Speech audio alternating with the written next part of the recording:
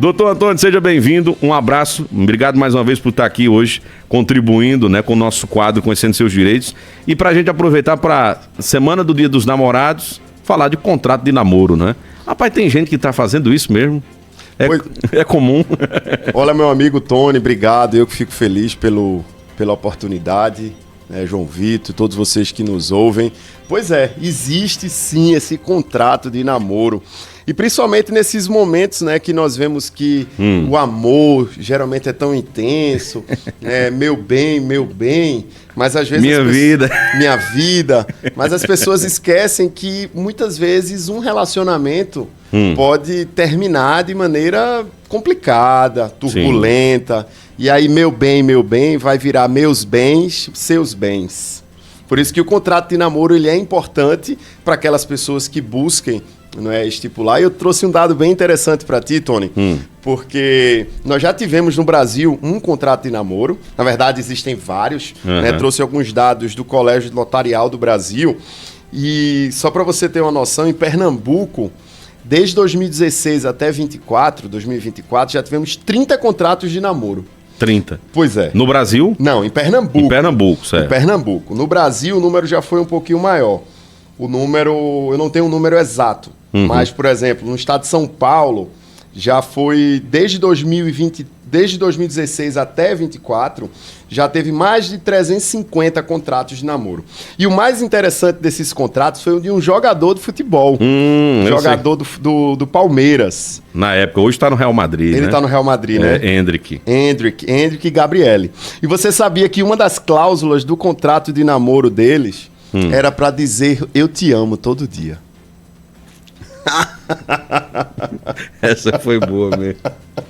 Quer dizer que era contratual. Era um contrato. Então quem não desse um bom dia, o eu te amo por dia, qual era a penalidade aí? Eu não cheguei a olhar esse contrato porque ele não é público, mas certamente haveria alguma penalização aí entre eles. A gente tá brincando assim porque é curioso, né? E tem até uma pessoa até dizendo aqui, olha, mas para que esse contrato? É para ter direito aos bens, né? E aí é justamente isso para explicar. Porque eu acho que tem que, vamos dizer assim, tem que separar em dois momentos. Uma coisa é um namoro, né? Por exemplo, alguém se conhece numa festa, né? E tem ali o fica, né? Que eles chamam, né? A turma chama de ficar, então, né? Tiveram ali um pequeno, né? Um pequeno momento. E um namoro de um mês, né, 2 meses no máximo, encerrou, beleza.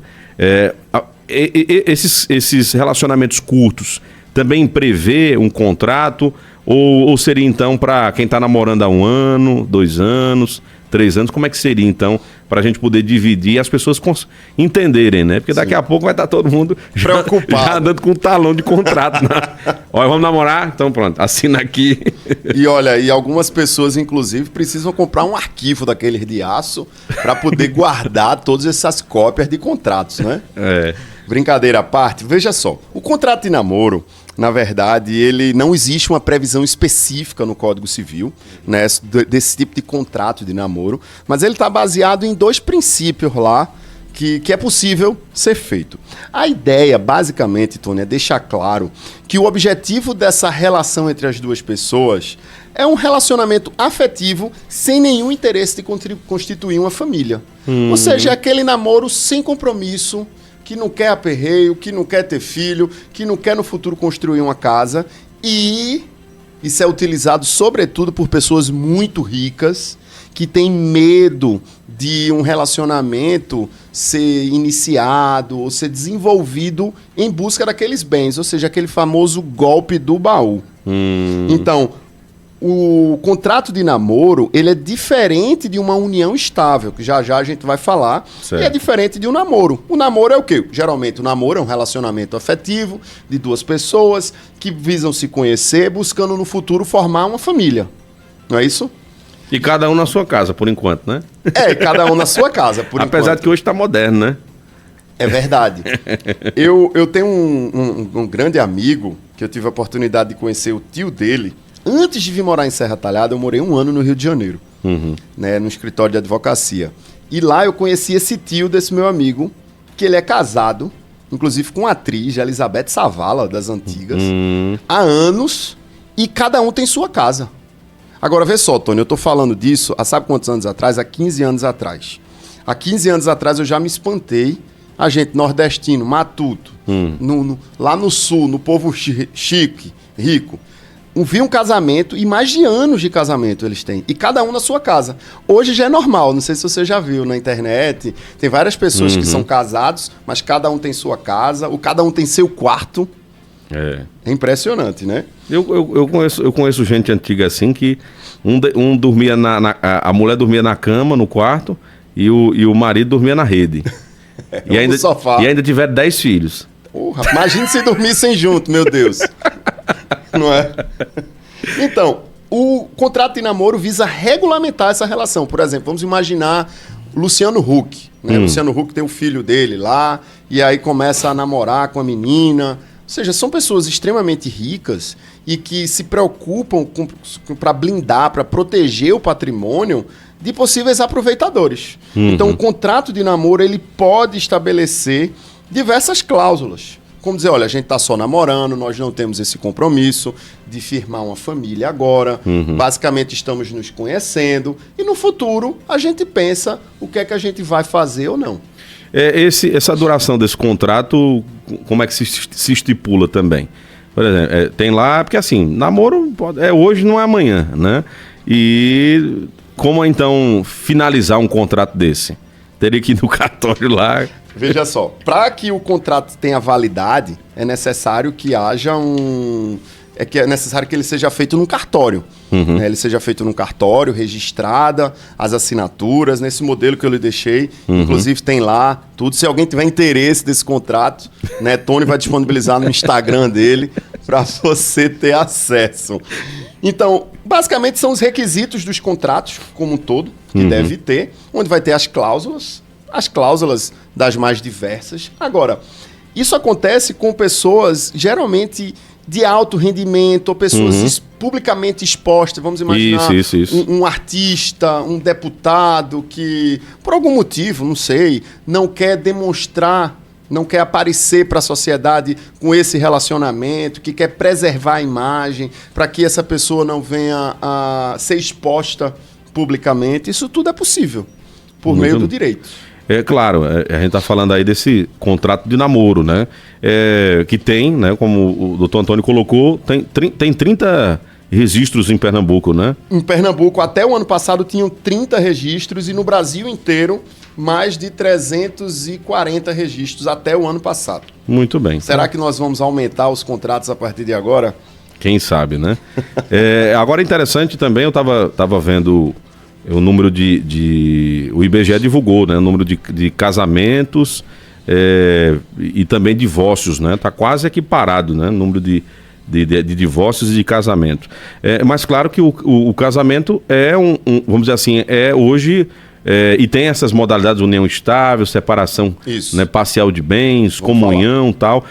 Até para a gente aproveitar também, para explicar. Tem gente que não entende, né, como é que funciona essa né, separação de bens, comunhão parcial, enfim, como é que funciona, né? Vamos lá. Para o direito, o casamento, a gente pode falar que é uma espécie de um negócio. Mas não me leve a mal como negócio, como algo financeiro.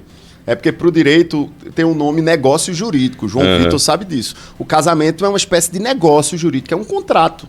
Que as pessoas vão ter uma convivência diária, que vão ter amor envolvido, que vai ter trabalho de um, atividades de outro. Tudo por meio do amor. E o direito busca regulamentar, sobretudo diante de eventuais conflitos que possam acontecer no futuro. O casamento, propriamente dito, né, é aquele ato entre duas pessoas visam formalizar essa união. Vai lá no cartório ou na igreja e você pode casar. Quando você casa, você pode escolher 3 regimes de comunhão de bens. O que seria 3 regimes de comunhão de bens? Desculpa. Basicamente é decidir o seguinte, ó. A gente tá casando agora, eu e Maria. Como é que vai ser? Não, tudo que eu e Maria construir é da gente. Esse é o regime parcial de bens. Regime universal. Tudo que Maria tem na vida e tudo que eu tenho na minha vida é dos dois. Até isso bem antes até do próprio casamento. Inclusive antes do casamento. É o regime universal de bens. Universal. E existe o regime Pega até as galinhas que você tava criando lá. Aquela galinha lá de Flores. Verdade. Pega as galinhazinhas até antes do casamento. Engraçado que as pessoas estão dizendo que eu quero ver você pegar um podre agora. Isso aí vai ser difícil, né? E existe o regime de separação total de bens. Que geralmente são pessoas riquíssimas que têm esse regime ou muito desconfiadas. Não é? Que basicamente o meu dinheiro é meu e o seu dinheiro é seu. Tudo que a gente constituir, o que é seu, o que é meu. O direito regulamenta o casamento dessas três possibilidades para que a partir daí, numa eventual separação... E essa escolha, é importante colocar, tem que ser em comum acordo? Sim, perfeito. Essa escolha acontece no ato do casamento. Quando você vai casar, você escolhe. Se você quer ser a comunhão parcial, a comunhão parcial é tudo que a gente construir daqui para o futuro é nosso. A comunhão universal de bens, tudo que é meu é seu e tudo que é seu é meu, inclusive o que eu tenho de herança, o que eu recebi, o que eu comprei antes de lhe conhecer. E o de separação total é que cada um tem o seu e a gente vive junto. Muito bem. Quando você casa, você escolhe um dos três. Mas, se você não falar nada, a regra é o da comunhão parcial. Se não fala, ela já entra automática. Já entra automática. Então quer dizer que hoje é a modalidade mais usada. É a comunhão parcial, que é o seguinte... A partir do casamento, a partir do casamento para frente, exato. Muito bem. Inclusive, e aí, finalizando sua pergunta, o que é união estável? A união estável foi uma forma que o direito previu para regulamentar aquelas famílias do cara que não assume a mulher, do cara que tá só enrolando, Vixe, né? Maria. Que tá enrolando, né, produção? Que não assume a mulher, que não casa, que já tá junto, que já tá morando junto, que já trabalham, que já compraram as coisas da casa, que já tem filho. Antigamente tinha uns namoro, 10 anos namorando. Tá com a gota, rapaz. 10 anos, pelo amor de Deus. Pois é. Aí já tá casado e não sabe. E o pior é que às vezes quando se casa, se separa. Porque... Pouco tempo, é verdade. Tem isso também. Então, a união estável é quando acontece essa união pública de duas pessoas, duradoura e com intenção de formar a família, mas que a pessoa não foi lá formalizar o casamento. A união estável é importante para o direito para quê? Para resguardar as partes diante de uma eventual separação, diante de um eventual filho que possa nascer. E, segundo o direito, a união estável segue a regra da comunhão parcial de bens. Ou seja, se você, compadre, está enrolando a menina porque não quer casar, pensando que no futuro, se porventura acontecer um eventual divórcio, tudo que foi construído em conjunto deve ser dividido em conjunto. Como eu falei, eu até disse no início, tem até uns nomezinhos, por exemplo, quando fulano vive maritalmente, né, com fulano, mas tem um nomezinho quando você não tem, é um nomezinho que usa muito nas ocorrências policiais, que me falhou a memória agora, que eu acho muito feio o nome. Desquitado? Não, É porque, não, falhou aqui a memória agora, né? Depois, já lembra. Daqui a pouco eu lembro, né? Aí o que é que acontece?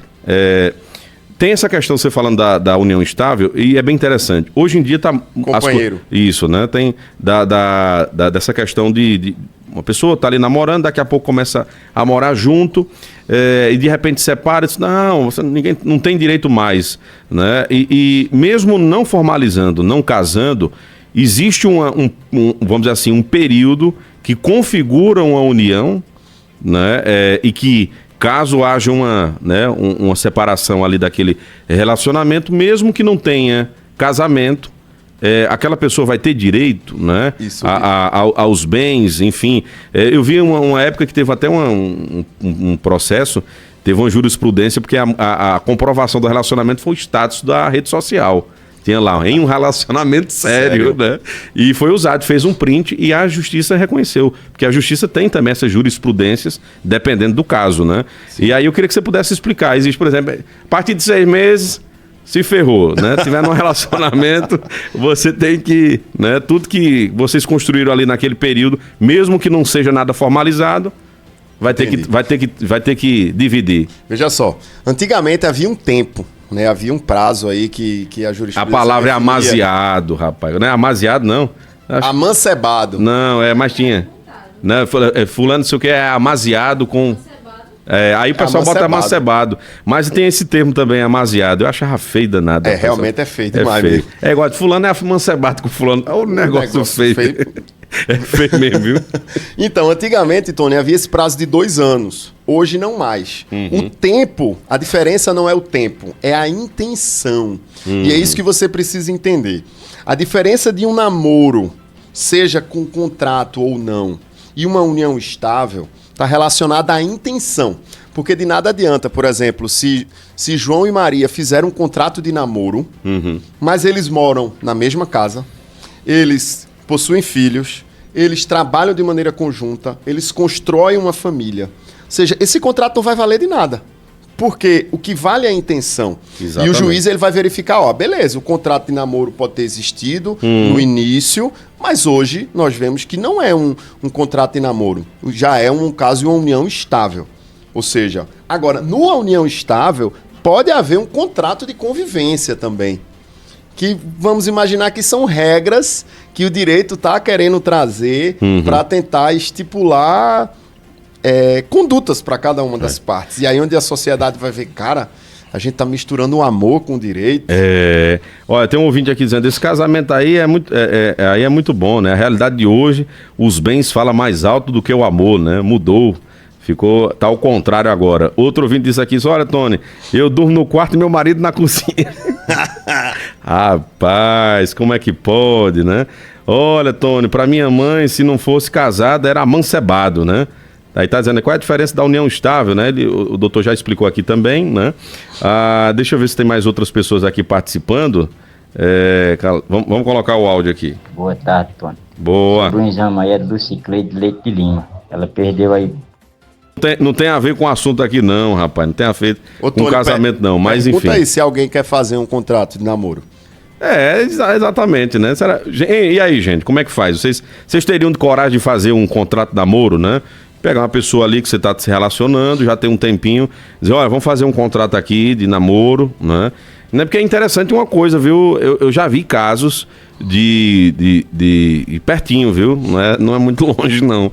É o seguinte, o camarada, namoro, numa boa, presente, né? Joias e tal, celular, né? Dava de presente. Aí acabou o namoro, pediu tudo de volta. Que danada é isso? Rapaz, isso é comportamento, rapaz, já foi, né? Seja homem, rapaz. Não é. Aí, pronto, um contrato desse é bom, né? Porque aí não dá nada. Só tudo que você me deu aí no período, né? Já era, né? É meu, acabou-se, né? Foi um presente. Com certeza, o contrato de namoro iria trazer o quê? Transparência para uma relação. Transparência. Inclusive, poderia definir todos os critérios. Eita, rapaz, eu ouvi dizer, oxente, tu tá falando ultrassom. Foi o homem aí que mandou a mensagem, acho que foi de um exame aqui que a irmã dele perdeu, né? Olha, um ouvinte, eu devolvi os pedaços do celular. Mas tem gente que é assim, viu? Olha, o medo, Tony, é assinar outra coisa enganada, né, pelo homem, né? Mas, claro, tem que mostrar um advogado, claro, né, de sua confiança. Claro. Olha, vamos olhar o contrato para ver se não tem nenhum jabuti, né? E lembrando, Tony, que esse contrato, ele não pode trazer elementos que prejudiquem a pessoa, que obriguem a fazer ou deixar de fazer alguma coisa, né? Sei lá, vamos imaginar aí alguém pensando num contrato que iria ter aí um escravo para você. Não pode, é possível, né? Exatamente. Tudo regulamentado pelo direito. Ó, eu ouvi disso, o meu casamento já tá com 25 anos de amor, né? Perdão, porque esse é o segredo do casamento durar, né? Amor e perdão, tá dizendo aqui ela. Muito bem, tá aqui, olha, Tony, pergunta aí, no caso de traição, o homem tem direito de fazer divisão de bens, né? Traição da mulher, né? Boa, essa pergunta é bem interessante, porque o que tiver definido nesse regime de casamento, ele deve ser previsto, né? Então, no caso, o fato de ter havido ou não uma traição, quando houver o fim desse relacionamento, é que as divisões de bens vão seguir a regra, se foi feito em comunhão parcial, se foi feito em comunhão universal, se foi feito em separação total, ou no caso do contrato de namoro.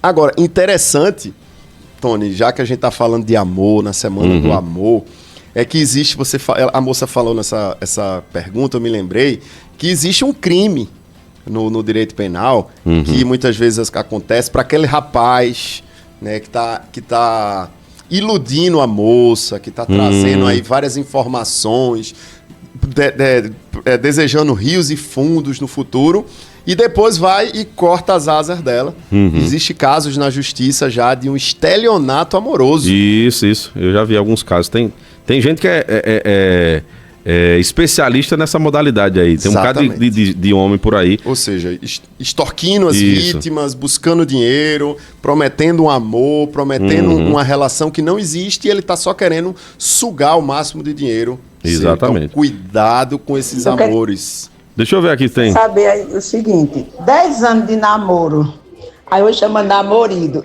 tem direito o que afinal? Eu quero saber aí o seguinte, 10 anos de namoro, aí eu chamo namorido, tem direito o que afinal? Muito, muito bom, eu gostei demais, mas é sério mesmo, falar sério. Tem direito, assim, agora eu gostei dessa parte do doutor aí, ninguém pode manter aquela coisa de posse. Ela disse que é o namorido, ela tá na fase do namorido, né? Olha aí, 10 anos é 10 anos. Uma jornada grande. Ela tá casada e não sabe, mano. Veja só, se o namoro for cada um tá na sua casa, né, cada um tem suas atividades e se encontram de vez em quando, aquele namoro de antigamente pode ser 20 anos, o que for, e não vai ter nenhuma repercussão no direito.